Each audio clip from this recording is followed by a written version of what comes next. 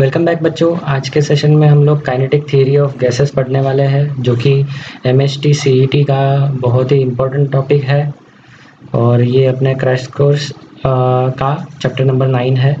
तो चलिए शुरू करते हैं। पहला MCQ, gas is not ideal. तो सबसे पहले तो आपको ये ऑप्शंस देखने से पहले आइडियल गैस का डेफिनेशन पता होना चाहिए। So what is ideal gas? Gas which obeys the gas law. तो यहाँ पर अगर ऑप्शन देखोगे तो सेकेंड ऑप्शन में gas is not ideal which does not obey Boyle's law and Charles law. Ideal gas का डेफिनेशन है a gas which obeys the gas laws. Gas law में आता है Boyle's law, Charles law, Avogadro law, है ना। तो ये आएगा अपने फर्स्ट क्वेश्चन का आंसर। ठीक है, सेकेंड क्वेश्चन पे जाते हैं बच्चों।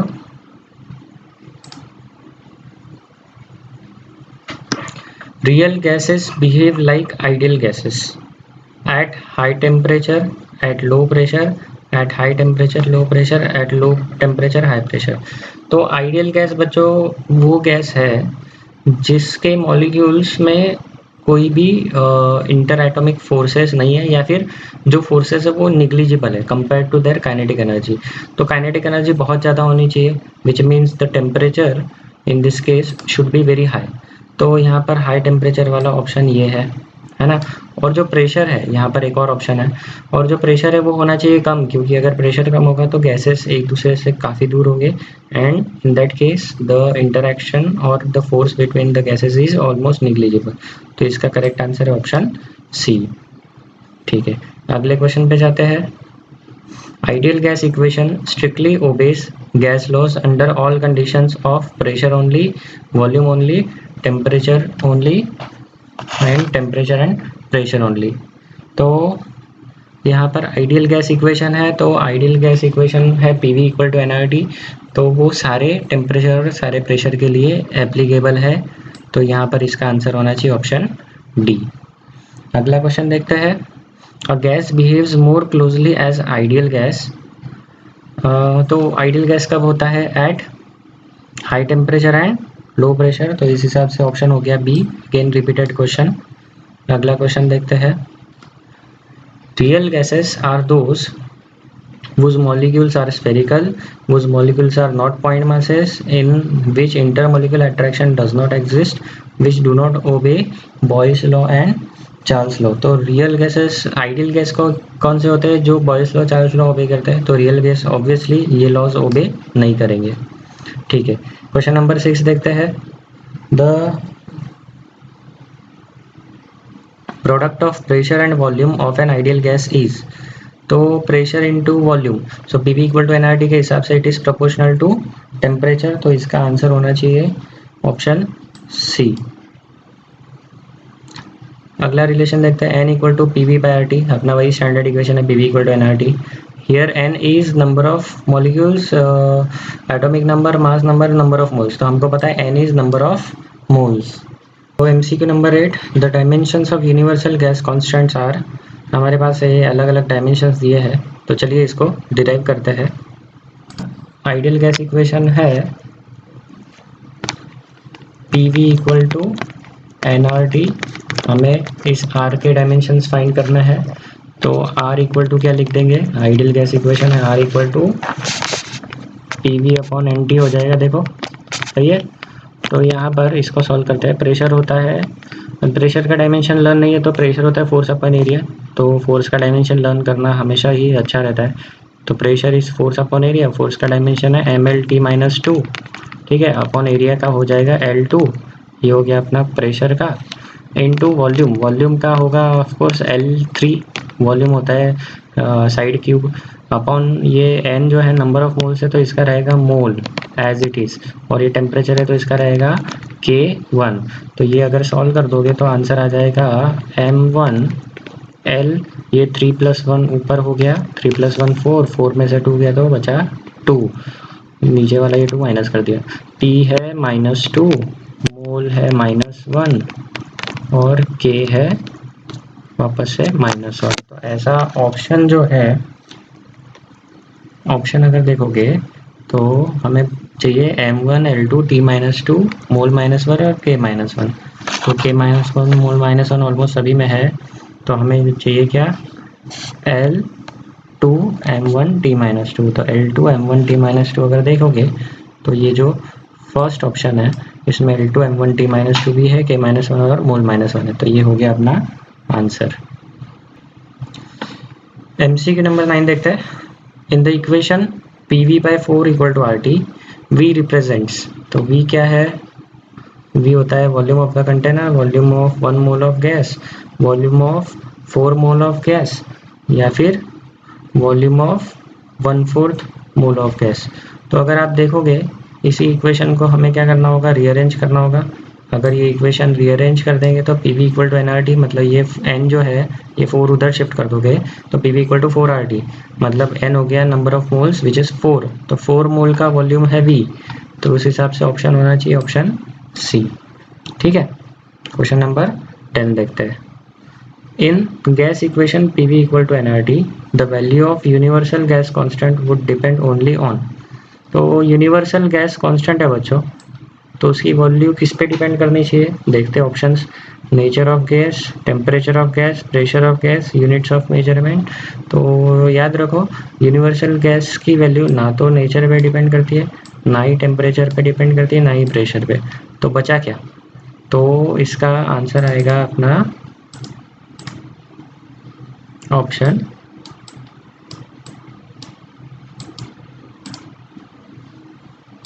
इन सबको इरेज कर देते हैं, तो अपना आंसर आ जाएगा ऑप्शन डी। ठीक है, तो क्वेश्चन 10 का आंसर है ऑप्शन डी, याद रखो। ओके, चलो आगे बढ़ते हैं।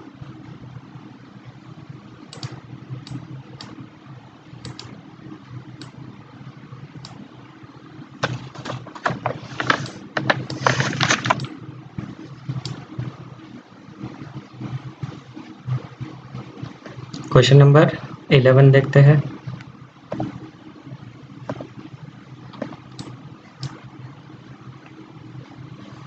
Which of the following gas behaves like an ideal gas?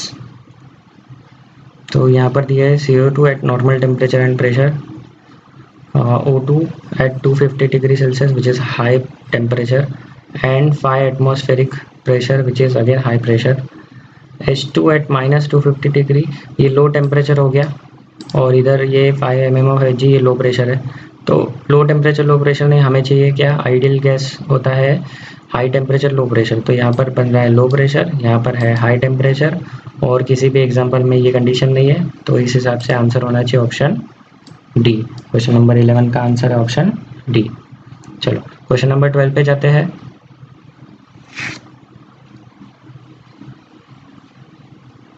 Kinetic theory of gases provides a base for Charles law, Boyle's law, Charles law and Boyle's law, Gram's law। तो kinetic theory के वजह से हमारा ideal gas equation आया है, मतलब it provides base for Charles law and Boyle's law. चलो आगे बढ़ते हैं।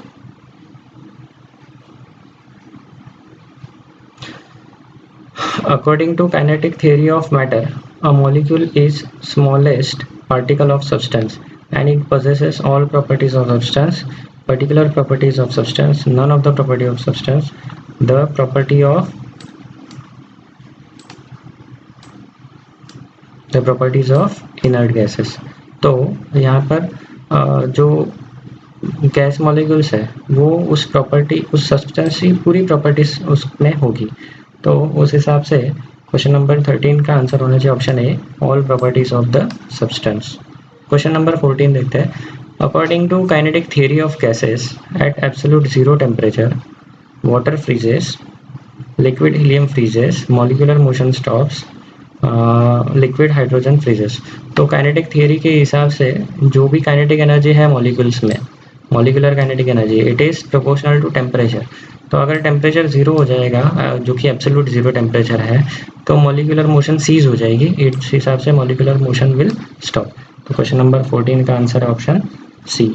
अगला क्वेश्चन जाते हैं, question number 15। Molecules of gas behaves like inelastic rigid sphere, ये तो गलत है, हमने मॉलिकुलर थियरी के स्टेटमेंट पढ़े हैं। तो molecules of gas behave like perfectly elastic rigid sphere, तो ये हो गया इसका answer. Question number 16. Collision in an ideal gas are assumed perfectly elastic, inelastic, imaginary, cannot be defined. तो आइडियल गैस में जो कोलिजन है वो परफेक्टली इलास्टिक होना चाहिए. अगर ये कोलिजन इलास्टिक नहीं है then molecules will lose their energy और वो अल्टीमेटली रुक जाएंगे, नीचे आ जाएंगे. तो ऐसा रियल लाइफ में होता नहीं. सारे के सारे गैस मॉलिक्यूल अगर नीचे आ गए तो हम लोग ब्रीथ नहीं कर पाएंगे. So it means the collision should be perfectly elastic. चलो अगला क्वेश्चन करते हैं. According to kinetic theory of gases, which one of the following statement is incorrect? तो क्वेश्चन में पूछा है according to kinetic theory of gases which one of the following statement is incorrect? तो incorrect statement देखना है. तो पहला statement पढ़ते हैं. Real gas behaves as ideal gas at high temperature and low pressure. Liquid state of ideal gas is impossible. There is an elastic collision between gas molecules and walls of the container. The molecules of real gas do not exert any force on one another. तो अभी ideal हम लोग क्या कहते हैं kinetic theory पढ़ रहे हैं. तो real gas behaves as ideal gas at high temperature low pressure, ये करेक्ट है. हमें इनकरेक्ट ढूंढना है, हमें इनकरेक्ट पूछा है. Liquid state of ideal gas is impossible, ये ऐसा कोई स्टेटमेंट नहीं है थियरी में. तो आगे जाते हैं. There is an elastic collision between gas molecules and walls of the container, ये भी सही है. तो हमें इनकरेक्ट ढूंढना है. Molecules of real gas do not exert any force on one another. तो अभी इस हिसाब से मॉलिक्यूल्स जो है रियल गैस के वो एक दूसरे पे इंटरमोलिकुलर फोर्स लगाते हैं, जो कि आइडियल गैस में नहीं होता है. तो उस हिसाब से ऑप्शन होना चाहिए डी, जो कि इनकरेक्ट स्टेटमेंट है. क्वेश्चन नंबर 18 देखते हैं. Which of the following statement is not in accordance with kinetic theory of gases? चलो थियरी हमें पता है, मॉलिक्यूल्स आर पॉइंट मासेस, ये अपना स्टेटमेंट में ही आता है. तो हमें पूछा है which of the following statement is not according to the theory. तो ये तो थियरी का पहला ही पॉइंट है, molecules are point masses. Momentum is conserved in collision, ये तो हमेशा होता है. Molecules do not possess potential energy, ये भी थियरी के हिसाब से सही है. Collisions with the walls of containers are inelastic, तो अब ये यहाँ पर अपोजिट स्टेटमेंट आ रहा है. तो ऑप्शन डी जो है ये थियरी के हिसाब से पॉसिबल नहीं है. Question 19. Which of the following law is not derivable from kinetic theory of gases? Joule's law, Boyle's law, Graham's law and Charles law. तो जो बॉयल्स लॉ है ये अपना क्या गैस लॉ है, ग्राम्स लॉ गैस लॉ है और Charles law. Joules law जैसा कोई लॉ गैस लॉ नहीं है. तो इसका आंसर होना चाहिए अपना, इसका आंसर होना चाहिए जूल्स लॉ. ठीक है, आगे बढ़ते हैं. तो क्वेश्चन नंबर 20 देखते हैं. विच ऑफ द फॉलोइंग, इसका आंसर बच्चों क्वेश्चन 19 का जूल्स लॉ याद रखो. Okay, question number 20. Which of the following experiment does not suggest that molecules are always in state of motion?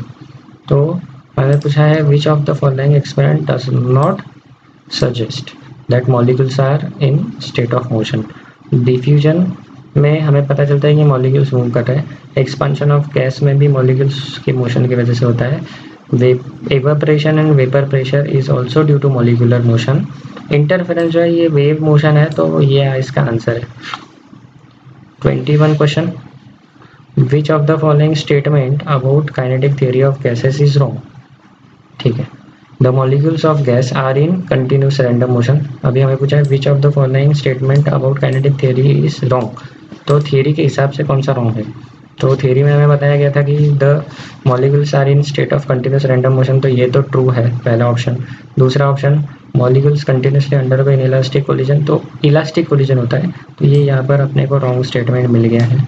आगे के भी देख लेते हैं. Molecules do not interact with each other accept during collision, तो ये भी सही बात है. मॉलिक्यूल में कोई फोर्स नहीं है, सिर्फ कोलिजन होता है तब एक दूसरे पे फोर्स लगता है, जो भी इक्वल एंड अपोजिट फोर्स है न्यूटन्स थर्ड लॉ के हिसाब से. The collisions among the molecules are of short duration. Obviously, the collision duration is very short compared to the time required for two successive collision. तो ये सारे option सही है। Option इसमें हमें रॉन्ग ऑप्शन पूछा है, तो ऑप्शन बी जो है ये इसका रॉन्ग ऑप्शन होगा, पूरा ऑप्शन बी अपना रॉन्ग ऑप्शन है। ठीक है, आगे बढ़ते हैं। क्वेश्चन नंबर 22 देखेंगे। In kinetic theory of gases, it is assumed that molecular collision are inelastic, for negligible duration, one-dimensional, unable to exert mutual force।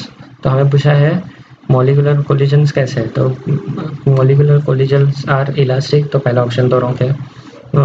उनका ड्यूरेशन बहुत शॉर्ट होता है, तो ये सेकेंड ऑप्शन करेक्ट है। वन डायमेंशनल तो नहीं बोल सकते क्योंकि स्पेस में होता है। Unable to exert mutual force ये भी गलत है क्योंकि यहाँ पर एक्शन रिएक्शन फोर्स आता है। क्वेश्चन नंबर 22 का ऑप्शन है बी। क्वेश्चन नंबर 23 देखते हैं। The collisions between the molecules among themselves and with walls of the container is. तो कोलिजन जो है वो हमेशा परफेक्टली इलास्टिक होता है। Perfectly elastic in which momentum is conserve, perfectly elastic in which momentum and energy both are conserved, perfectly elastic in which momentum, energy and velocity is conserved। velocity conservation ऐसा कोई logic नहीं है। Responsible for potential energy of gas ये भी गलत है। तो इस हिसाब से अगर जाते हैं तो यहाँ पर होना चाहिए ऑप्शन बी, जिसमें हमें बताया है कि मोमेंटम और एनर्जी दोनों कंजर्वेशन होता है।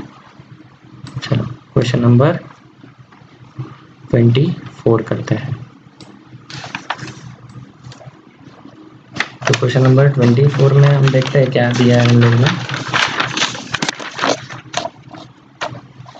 Question number 24, the postulates of kinetic theory will be true if number of molecules are quantum number very large. याद रखो काइनेटिक थियरी ये स्टैटिस्टिकल थियरी है, तो molecules number of molecule should be very large. तो उस हिसाब से question number 24 का आंसर होना चाहिए ऑप्शन बी।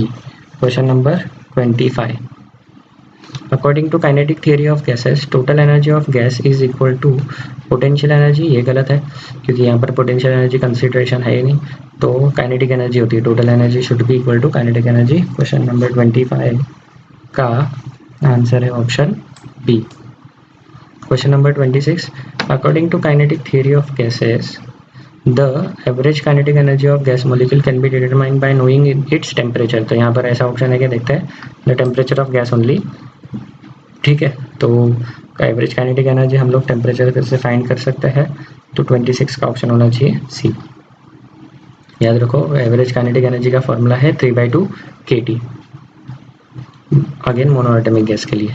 आगे question number 27, the wrong statement according to the kinetic theory of gases. Wrong statement पूछा है, there is loss of kinetic energy of molecule during striking of wall. तो energy loss नहीं होता है, ये रॉन्ग स्टेटमेंट है। आपने को रॉन्ग पूछा था तो यही आंसर है। फिर भी बाकी ऑप्शन देखते हैं। The potential energy of ideal gas is zero. Potential energy तो जीरो है, सही है। The molecules are in random motion, ये भी सही है। Gas molecules are solid spherical point masses, ये भी सही है। तो हमें रॉन्ग स्टेटमेंट पूछा था, उस हिसाब से option A he wrong statement है। 28, according to kinetic theory of gases at a given temperature light molecule will have less average kinetic energy। light molecule will have more average kinetic energy। all molecules have same kinetic energy। light molecule will have only potential energy। तो अब यहाँ पर light का मतलब होता है मास से related, जिसका मास कम है वो light molecule।